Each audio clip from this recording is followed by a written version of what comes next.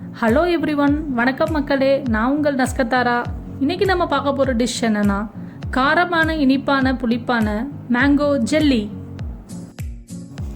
எந்தவித artificial preservatives இல்லாத நேச்சுரலான ஈஸியான மேங்கோ ஜெல்லி எப்படி பண்ணுறதுன்னு பார்க்க போகிறோம். வாங்க அதை எப்படி பண்ணுறதுன்னு பார்க்கலாம்.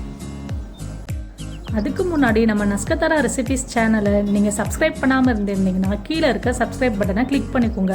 அப்படியே பக்கத்தில் இருக்க நோட்டிஃபிகேஷன் பட்டனை கிளிக் பண்ணிக்கோங்க.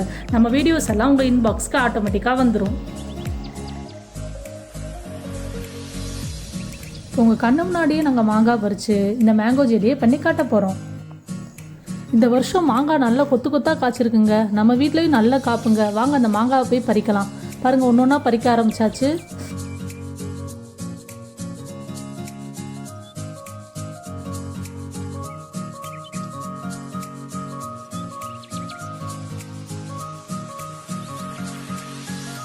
நம்ம கஷ்டப்பட்டு பறிச்சுட்டு வந்தால் இங்கே நம்ம ஜூனியர் அதை வச்சு விளாண்டுக்கிட்டு இருக்காரு. சரி, அம்மாவுக்கு மாங்காய் கொடுங்க.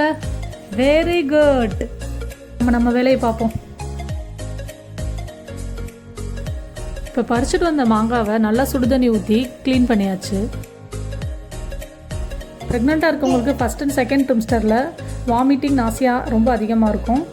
இப்போ தான் எனக்கு இந்த ஐடியா வந்தது, மேங்கோ ஜெல்லி பண்ணி சாப்பிட்லான்னு. இந்த ரெசிபிக்கு ஸ்பெஷலான பொருள்னு எதுவும் வாங்க தேவையில்லை. வீட்டில் இருக்க பொருளை வச்சே பண்ணிடலாம். அவ்வளோ ஈஸி, அவ்வளோ சிம்பிள். இதுக்கு தேவையான பொருள் என்னென்னு பார்த்துடலாம். 2 மாங்காவை நல்லா தோல் சீச்சிட்டு நல்லா கிரேட் பண்ணி வச்சுக்கிறேன். பாருங்கள், நல்லா எல்லோயிஷாக இருக்குது. 1/2 கிளாஸ் சுகர், 2 பட்டை மிளகாய், 1/2 டீஸ்பூன் ஜீரகம், 1/2 டீஸ்பூன் சோம்பு. சின்ன மிக்ஸி ஜாரில் இதை போட்டு ஒரு 10 செகண்ட் நல்லா அடித்து எடுத்துக்கணும். ரொம்பவும் அரைய தேவையில்லை, இந்த லெவலுக்கு அரைஞ்சிருந்தால் போதும். ஒரு கடாயில் மீடியம் ஃப்ளேமில் 2 டேபிள் ஸ்பூன் நெய் விட்டுட்டு நம்ம கிரேட் பண்ணி வச்சுருந்த மாங்காவை எடுத்து போட்டுட்டு நல்லா வதக்கி விட்டுக்கிட்டே இருக்கணும். ஒரு 5 to 6 நிமிஷம் நல்லா வதக்கி விட்டுட்டே இருக்கணும். அப்போ நமக்கு மாங்காவோட வாசனை வர ஆரம்பிக்கும்.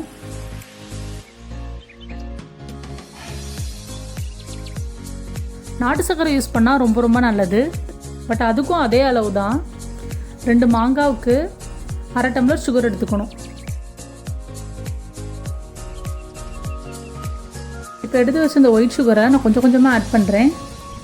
நல்லா வதக்கி விட்டுகிட்டே இருக்கணும். கொஞ்சம் கொஞ்சமாக தண்ணி விட ஆரம்பிக்கும். கண்டினியூஸாக நல்லா வதக்கி விட்டுக்கிட்டே இருக்கணும். கன்சீவாக இருக்க 90% லேடிஸ்க்கு மாங்காய் சாப்பிடணும் போல் ஆசையாக இருக்கும்.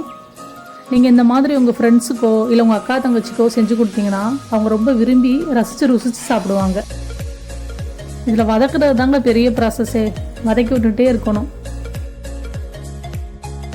இப்போ பேலன்ஸ் சுகரை நான் அதில் ஆட் பண்ணிடுறேன். அதே ப்ராசஸை கண்டினியூ பண்ணுறோம். இந்த மாங்காயில் தான் பண்ண அவசியம் இல்லை. பைனாப்பிளில் பண்ணலாம், ஆப்பிளில் பண்ணலாம், மிக்சடு ஃப்ரூட்டாக கூட பண்ணலாம். அதை நான் அப்கமிங் வீடியோஸில் எப்படி பண்ணுறதுன்னு சொல்கிறேன். இப்போ சுகர் நல்லா கரைய ஆரம்பிச்சிருச்சு. சுகர் நல்லா கரைஞ்சால் மாங்காவும் ஈஸியாக வெந்துடும். மாங்காய் சாப்பிட்டா உடம்புக்கு சூடுன்னு எல்லோரும் சொல்லுவாங்கங்க. ஆனால் இது அப்படி கிடையவே கிடையாதுங்க. இன்ஃபேக்ட் ஹைட்ரேஷனுக்கு இது அவ்வளோ ஹெல்ப் பண்ணும். இதில் எல்லா மேஜர் விட்டமின்ஸும் இருக்குது. தாராளமாக எல்லோரும் சாப்பிட்லாம். எல்லா சீசனல் ஃப்ரூட்டுக்கும் ஒரு காரணம் இருக்குங்க. அதனால தான் இது சம்மர் சீசனில் விளையுது. 3 மினிட்ஸ்க்கு அப்புறம் நம்ம அரைச்சி வச்சுருந்தோம் இல்லையா மசாலா, அதை ஒரே ஒரு டேபிள் ஸ்பூன் எடுத்து அப்படியே மேலே தூவி விட்டுட்டு ஒரு 30 செகண்ட்ஸ் ஒரு கிண்டி விட்டு இறக்கிடலாம். இப்போ நான் ஸ்டவ்வை ஆஃப் பண்ணிட்டேன். இதை வேறு ஒரு பவுலில் ட்ரான்ஸ்ஃபர் பண்ண போகிறேன். இதில் எக்ஸ்ட்ரா டாப்பிங்ஸ்க்கு பாதாம் இருக்குல்ல, பாதாமை நல்லா கிரேட் பண்ணி தூவி விட்டுக்கலாம். கேஷ்யூவை நல்லா கிரேட் பண்ணி தூவி விட்டுக்கலாம். அப்புறம் மீதம் இருக்க நம்ம மசாலா எடுத்து வச்சுருந்தோம் இல்லையா, அதில் ஒரு டீஸ்பூன் எடுத்து அதையும் போட்டால் நல்லா கலர்ஃபுல்லாக இருக்கும் பார்க்குறதுக்கே.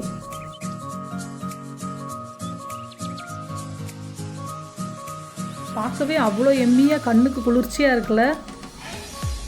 இது ப்ரெட்டுக்கு ஜாமாக யூஸ் பண்ணிக்கலாம். சப்பாத்தி பூரிக்கு சைட் டிஷ்ஷாக யூஸ் பண்ணிக்கலாம். கர்ட் ரைஸ் கூட இது சைட் டிஷ்ஷாக வச்சு சாப்பிட்டுக்கலாம். நான் பிரியாணிக்கு இது சைட் டிஷ்ஷாக வச்சு சாப்பிடுவேங்க.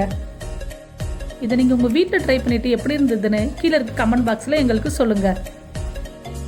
இந்த வீடியோ உங்களுக்கு பிடிச்சிருந்தா லைக் பண்ணுங்கள், ஷேர் பண்ணுங்கள். மறக்காமல் Naskath Aara ரெசிபீஸ்க்கு சப்ஸ்கிரைப் பண்ணுங்கள். It's me signing off Naskath Aara. Until then மக்களே, நல்லா சாப்பிடுங்க, நல்லதே சாப்பிடுங்க.